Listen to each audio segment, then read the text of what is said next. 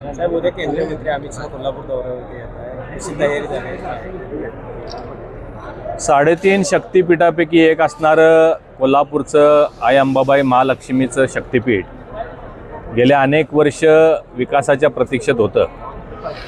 काही वर्षापूर्वी सन्माननीय प्रधानमंत्री मोदीजी हे कोल्हापूरमध्ये प्रचार दौऱ्यासाठी आले असताना त्यांनी घोषणा केली होती की कोल्हापूरच्या या आई अंबाबाईचं तीर्थस्थान आम्ही विकसित करू. त्यालाच अनुसरून राज्य सरकारनं 1445 करोड रुपये इतका भरघोस निधी महालक्ष्मीसाठी आणि परिसरासाठी विकसित करण्यासाठी दिलेला आहे. त्यापेक्षा 145 करोड रुपये ऑलरेडी आलेले आहेत, त्याची कामं सुरू झालेली आहेत. आणि याचंच भूमिपूजन करण्यासाठी सन्मान्य गृहमंत्री अमित शहा साहेब 19 आणि 20 तारखेला इथं येत आहेत. केंद्र सरकार आणि राज्य सरकार, प्रधानमंत्री मोदीजी, गृहमंत्री अमित शहा साहेब, सन्मान्य मुख्यमंत्री देवेंद्रजी फडणवीस साहेब, सन्मान्य उपमुख्यमंत्री एकनाथरावजी शिंदे आणि सुनेत्राताई पवार या सगळ्यांचा आभार मानण्यासाठी कृतज्ञता मेळावा आयोजित केलेला आहे. तुम्ही बघू शकता इथं साधारण एक 10-15 हजार लोक परवा दिवशी 20 तारखेला सकाळी 10 वाजता हा कृतज्ञता मेळावा इथं होणार आहे.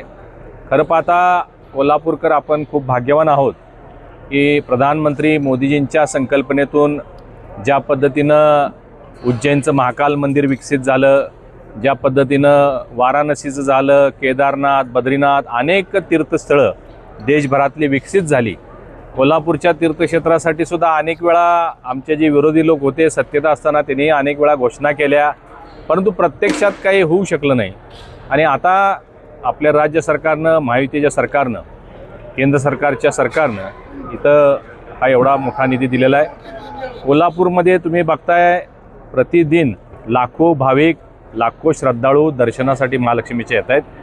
परंतु शहराच्या मध्यभागी मंदिर असल्यामुळं फारशी व्यवस्था करता आपल्याला येत नव्हती. पार्किंगची व्यवस्था, अन्नछत्र नाही आहे, शौचालयाची व्यवस्था असेल, या सगळ्याच बाबी अपुऱ्या होत्या किंवा लोकांच्यासाठी गैरसोयीच्या होत्या. हा एवढा मोठा आराखडा बनवल्यानंतर निश्चितपणानं एक चांगलं स्वरूप महालक्ष्मी मंदिराला येईल आणि भाविक किती आणखीन वाढले भविष्यात तरी पण त्यांची सगळ्यांची व्यवस्था होईल.